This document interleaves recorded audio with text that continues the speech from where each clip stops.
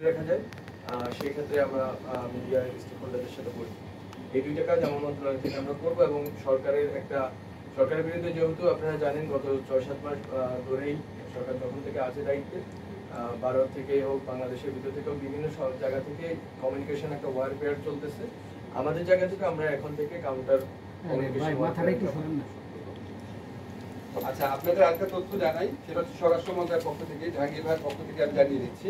সেটা হচ্ছে রাস্তাঘাটে যৌন নিপীড়ন হয়, হয়রানি হয়, এই ব্যাপারে প্রতিকার নিশ্চিত করার জন্য পুলিশের পক্ষ থেকে, স্বরাষ্ট্র মন্ত্রণালয়ের পক্ষ থেকে দ্রুত একটা আলাদা হটলাইন প্রদান করা হবে। দ্রুত সম্ভবত জাহাঙ্গীর ভাই 24 ঘন্টার মধ্যে জানিয়ে দেওয়া হবে। রাস্তাঘাটে যে কোনো ঘটনা ঘটলে সেই হটলাইনে 24 ঘন্টা চালু থাকবে, কমপ্লেন দেওয়া যাবে এবং এটা তদারকি করার জন্য একটা ডেডিকেটেড স্বরাষ্ট্র মন্ত্রণালয়ের একটা ডেডিকেটেড সেল, স্বরাষ্ট্র মন্ত্রণালয়ের একটা ডেডিকেটেড সেল থাকবে। এছাড়াও ধর্ষণের মামলাগুলার তদারকি করার জন্য আইন মন্ত্রণালয়ের আলাদা একটা সেল থাকবে, যেখানে কোনো অযথা কালক্ষেপণ যেন না করা হয়। আপনাদেরকে একটা সুখবর দিতে চাই। আপনারা জানেন টোল ফ্রি করা হবে, টোল ফ্রি করা হবে। Thank you. আপনারা আরেকটা জিনিস একটু সুখবরই আমি বলবো, আপনারা জানেন আরেকটা ধর্ষণ মামলাতে, দিনাজপুরে শিশু ধর্ষণ মামলা যাবজ্জীবন কারাদণ্ড প্রাপ্ত সাইফুল ইসলাম 8 বছর 4 মাস জেলে থাকার পর তার জামিন হয়েছিল। জামিনটা হাইকোর্ট থেকে হয়েছিল। আপনারা অনেক সময় একটু কনফিউজ করে ফেলেন। আমি একটু বিনয়ের সাথে আপনাদেরকে বলি, হাইকোর্ট একটা স্বাধীন স্বতন্ত্র প্রতিষ্ঠান। আইন মন্ত্রণালয়ের সাথে হাইকোর্টের কোনো রকম আইন মন্ত্রণালয়ের অধীনে হাইকোর্ট না, এটা আপনারা সবাই বুঝেন। হাইকোর্টে যখন জামিনের আদেশটা হয়েছে, সাথে সাথে আমাদের যা করণীয় ছিল, আইন মন্ত্রণালয়ের মাধ্যমে আমরা অ্যাটর্নি জেনারেল অফিসকে বলেছি এই জামিনের বিরুদ্ধে আপিল আদালতে দাঁড়াতে। একদিন পর, জামিনের আদেশের পরদিনই আমাদের অ্যাটর্নি জেনারেল অফিস আপিলের ডিভিশনে দাঁড়িয়েছে। আজকে আপনাদেরকে একটা সুসংবাদ দিতে পারি, হাইকোর্টের যে জামিন আদেশটা সেটা আপিল বিভাগ সেটা বাতিল করে দিয়েছে।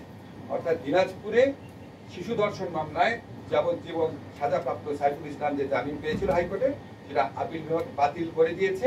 এরকম অন্য যে কোনো ক্ষেত্রে আপনাদেরকে জেনারেলি জানিয়ে রাখি, যখনই উচ্চ আদালতে এরকম জামিনের ঘটনা ঘটে, সেটা সন্ত্রাসী হোক, জঙ্গি হোক বা ধর্ষণকারী হোক, আমরা অ্যাটর্নি জেনারেল অফিসের মাধ্যমে এটার বিরুদ্ধে আপিলের ডিভিশনে যাই। আমাদের যেটা করার সেটা আমরা সম্পূর্ণভাবে করি।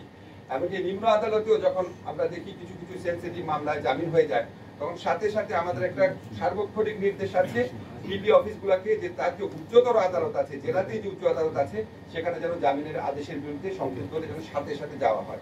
কন্টিনিউয়াসলি আমরা এটা মনিটর করি। অনেক সময় অনেক প্রত্যাশা মাফিক কাজ করতে পারি না, সেটা নিয়ে আমাদের যন্ত্রণা থাকে, আত্মদহন থাকে, জিজ্ঞাসা থাকে।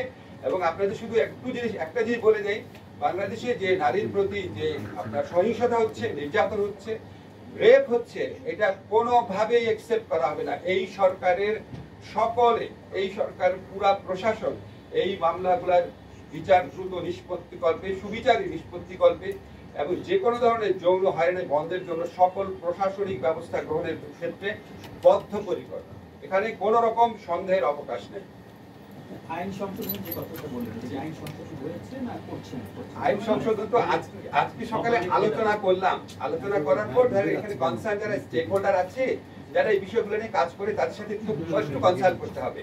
একটু কনসাল্ট করে আমরা আশা করতে পারি ধরেন সপ্তাহখানেকের মধ্যে ইনশাআল্লাহ আমরা একটা ফুল ফ্লেজেড একটা ড্রাফট করে ফেলবো।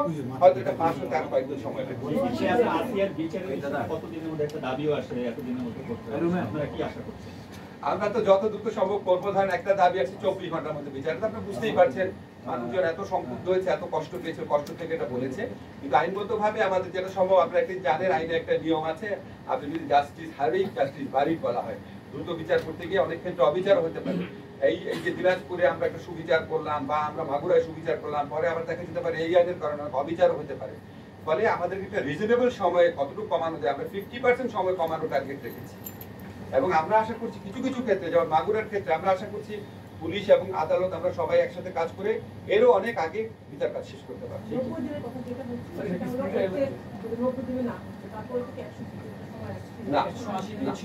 180 দিন ছিল, সেটা আমরা 90 দিন করছি।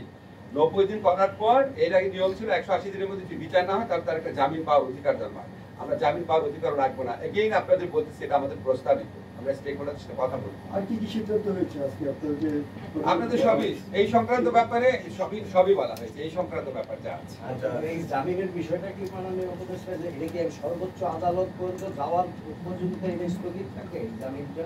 আপনারা 90 ডেজ বললেন বা অনেক পিরিয়ড আগে ছিল। আমরা তো ভাই উচ্চ আদালতে জামিন স্থগিতের ব্যাপারে কিছু করতে পারি না, বুঝছেন না? আমাদের আইনটা হচ্ছে অধস্তন আদালতের জন্য, বিশেষ করে নারী ও শিশু নির্যাতন দমন আদালত। আমরা